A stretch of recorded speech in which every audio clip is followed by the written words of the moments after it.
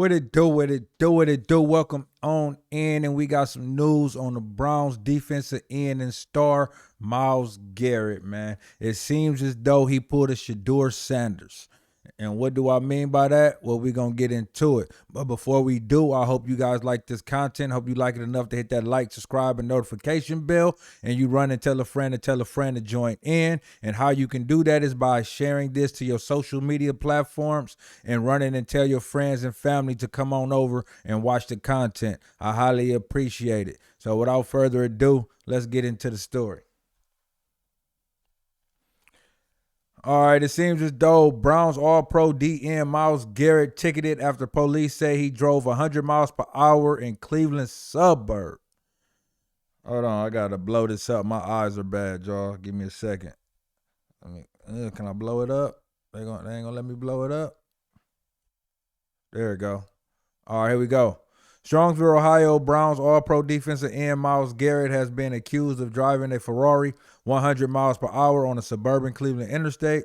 The Strongsville Police Department stopped Garrett just after 2 a.m. Saturday in the 60-mile-per-hour zone on Interstate 71 near Ohio Turnpike, according to a citation.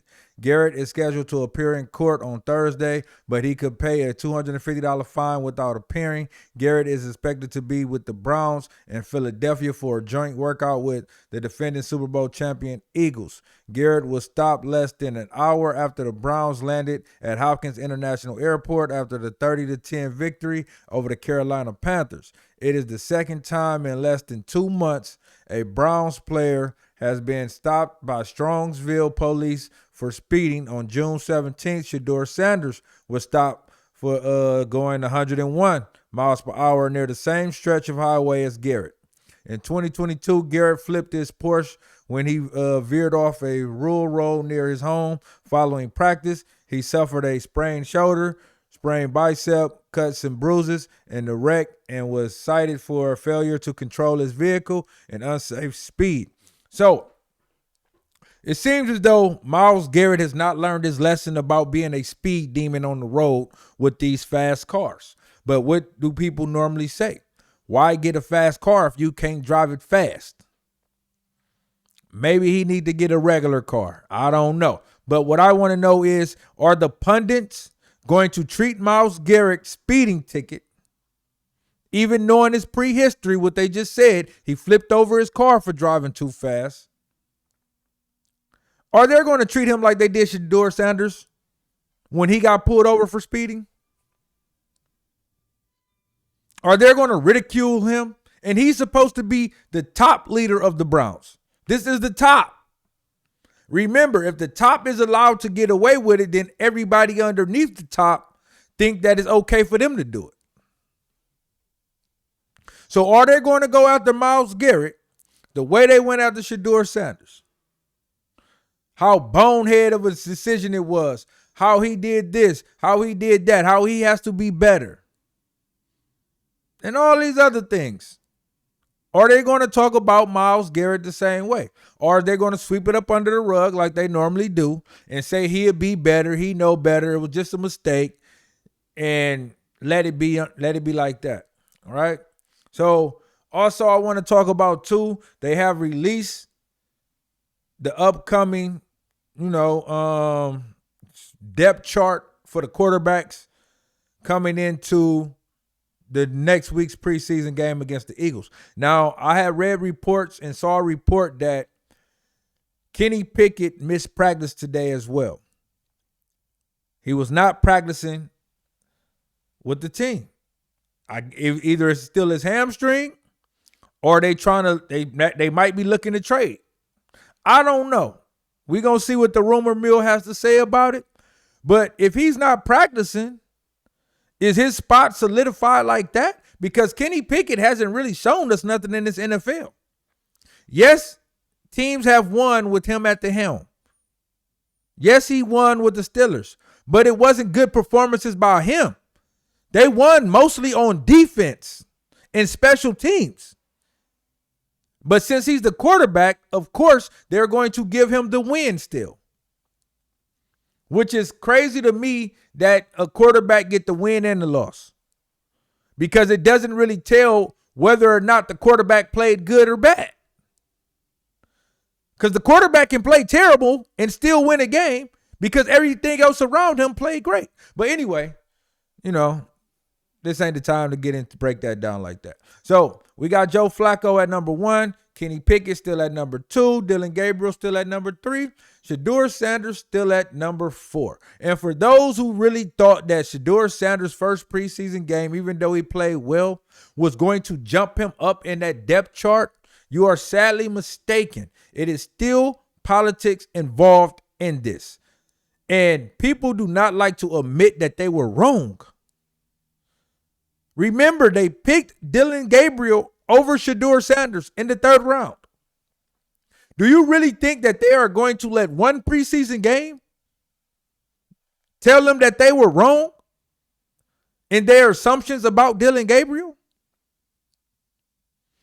That is not going to happen. If you don't know sports, then you just don't know sports. He is still picked in the 5th round. SHEDEUR Sanders can go play lights out in every preseason game.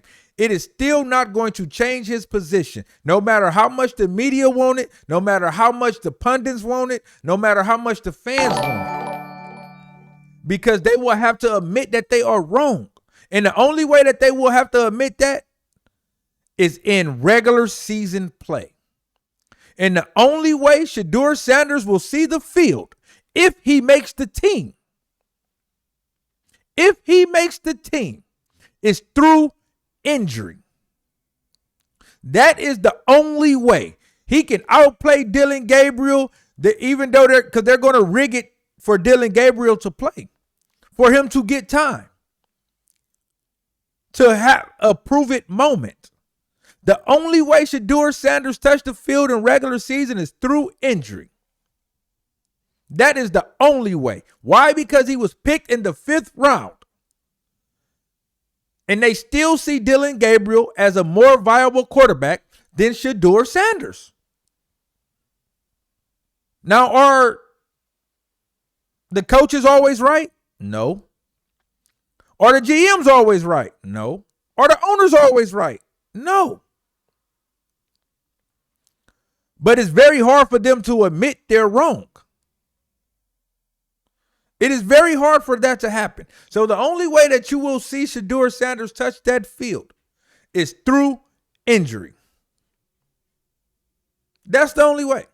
At least with the Cleveland Browns. Because I'm quite sure if he put on a show in preseason, it is a very low price for him because he's a 5th rounder. And it is some teams out there who was second guessing their choices at quarterbacks who just might pick him up and put him as a backup. But with the Browns, the only way he's touching that field is through injury.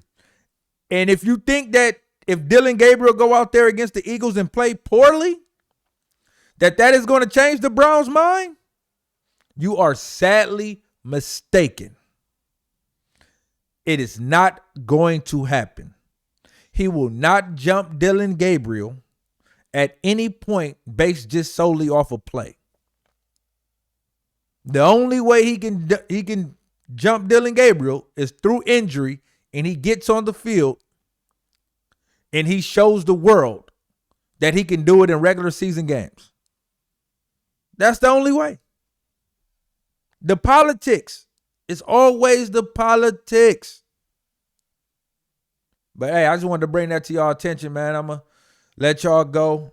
Hope y'all enjoyed this content. Hope you enjoyed it enough to where you hit that like, subscribe, and notification bell. And you run and tell a friend to join in. And once again, you can do that by sharing the content. And if you would like to clip the content up and use it for whatever use you would like to use it for, you are free to do so. Just give me that shout out and I highly appreciate it. Now, with that being said, y'all have a blessed one and stay prayed up. I'm up out of here. Peace.